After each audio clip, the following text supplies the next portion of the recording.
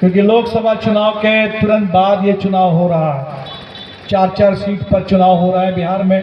9 seat पर चुनाव हो रहे हैं उत्तर प्रदेश में, 6 सीट पर चुनाव हो रहा है पश्चिम बंगाल में, 5 सीट असम में, और साथ में तो झारखंड का और महाराष्ट्र का विधानसभा चुनाव भी है। तो ये एक पूरा चुनाव का एक राउंड चलेगा और खासकर आरा में तो और ज़्यादा तैयारी में महत्वपूर्ण है, क्योंकि लोकसभा चुनाव में आपने जो सबक सिखा दिया, मोदी जी के मंत्री को यहाँ से हरा करके आपने वापस घर भेज दिया, तो अभी ये बौखलाए हुए हैं और इसीलिए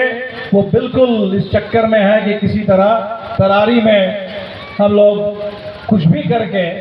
इसमें आप बदला ले लें। ये कोशिश जारी है उनकी और हम देख रहे हैं कि हमारे साथी भी मैदान में बिल्कुल डट कर खड़े हैं। और इसीलिए इस बात में तो बिल्कुल 1995 से लगातार राम नरेश जी के समय से आप लोग जीत रहे थे, परिसीमन से पहले, परिसीमन के बाद ज़रूर एक चुनाव हम लोग हारे, लेकिन उसके बाद से लगातार आप जीत रहे हैं। इसलिए जीत पर तो कोई सवाल नहीं है, सवाल है कि आपको निश्चित तौर पर मार्जिन बढ़ाना है, ताकि ये जो नरेंद्र मोदी सरकार और यहाँ नीतीश जी, ये जो डबल इंजन का बिहार पर हमला हो रहा है और बिहार के लोग बेहद परेशान हैं, तो लोगों को ये संदेश जाए कि ये जो उपचुनाव है ये तो अभी झांकी है, 2025 बाकी है और 2025 में हम बिल्कुल बिहार को एक नए रास्ते पर ले चलेंगे। ये पिछले 20 साल से नीतीश जी के कंधे पर बंदूक रख करके जो बीजेपी वाले बिहार को निशाना बनाए हुए हैं, उनको सत्ता से बेदखल करेंगे। आपको मालूम है, बीच में थोड़े समय के लिए नीतीश जी हमारे महागठबंधन में आए थे और उस समय जब हम लोग थोड़ी देर के लिए सत्ता मिली थी तो बिहार के लिए एक नई दिशा तय होने लगी थी। उसी दौर में ये जातीय गणना हुई, सामाजिक आर्थिक सर्वेक्षण हुआ और बिल्कुल पता चला कि विकास विकास नारे तो खूब लगे हैं, पिछले 20 साल से लग रहे हैं, लेकिन उस विकास के चिराग तले घना अंधेरा है गरीबी का। और वो जो महागरीबी उजागर हो गई बिहार में, तो ये भी बात आई कि सरकार गरीबों की मदद करेगी और जो 95 लाख परिवार हैं जो सबसे गरीब हैं, 6,000 से कम कमाई है महीने में, तो उनको 2-2 लाख रुपए की मदद सरकार की ओर से की जाएगी। जो जातीय गणना से पता चला बिहार में किसकी कितनी आबादी है, तो विधानसभा में सभी लोगों ने मिल करके प्रस्ताव पारित किया कि बिहार में आरक्षण की सीमा वो 50 के अंदर नहीं रहेगी, 50 की सीमा से आगे बढ़ते हुए 65% आरक्षण बिहार में लागू होगा। रोजगार भी लोगों को मिलने लगे। तो ये जो एक नई दिशा तय हुई, आरक्षण में विस्तार, सबके लिए रोजगार, गरीबों के लिए आर्थिक मदद, जैसे ही नीतीश जी भारतीय जनता पार्टी के गोद में फिर चले गए, ये पूरा का पूरा एजेंडा इस एजेंडे पर मुकर गए,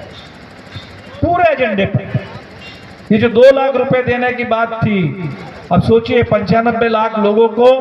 परिवार को 2-2 लाख देना है। और अभी हम लोगों ने जब ये हक दो वादा निभाओ आंदोलन शुरू किया कि गरीबों को पहले आय प्रमाण पत्र दो 72,000 से नीचे वाला, और फिर वो 2-2 लाख जो आपने वादा किया वो देना शुरू करो, तो लोग तो सोचते थे कि लोग भूल ही गए थे। नीतीश जी को भी यही, मोदी जी और नीतीश जी यही सोचते हैं कि कुछ भी कह दो, लोगों की याददाश्त ज्यादा नहीं है, लोग भूल जाएंगे और 6 महीने में कोई नया मुद्दा आ जाएगा, कोई नया जुमला फेंक देंगे और बात खत्म हो जाएगी। लेकिन जब लोगों ने देखा कि नहीं, माले के लोगों को सब याद है, बिहार के गरीबों को सब याद है, और ये 2 लाख रुपए के लिए लोग चल पड़े हैं, हर प्रखंड में प्रदर्शन हो रहा है, तो कुछ पत्रकारों ने पूछा बिहार सरकार से कि अभी तक कितने लोगों को, कितने परिवार को आपने कितना पैसा दिया, तो पता चला कि 95 लाख परिवार में सिर्फ 40,000 परिवार को, और वो भी 2 लाख नहीं, चंद हजार रुपए पहली किस्त के रूप में दिया गया। अब बात समझिए, ये जो आरक्षण हुआ 65%, हाई कोर्ट ने रोक लगाई। और अब मोदी जी और नीतीश जी कह रहे हैं कि हम क्या कर सकते हैं, भाई कोर्ट ने रोक लगा दी। झूठ बोल रहे हैं, गुमराह कर रहे हैं। हिंदुस्तान के सबसे दक्षिण में जो प्रदेश है भारत के नक्शे पर, तमिलनाडु, 69% आरक्षण है और कोई कोर्ट कुछ नहीं कहता। क्यों नहीं कहता? क्योंकि 69% जो आरक्षण है तमिलनाडु का,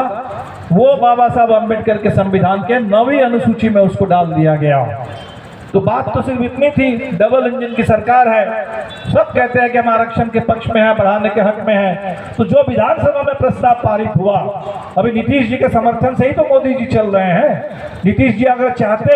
तो कह देते कि भाई हम आपको समर्थन दे सकते हैं कि, लेकिन विधानसभा से जो प्रस्ताव पारित हुआ 65% आरक्षण का, संसद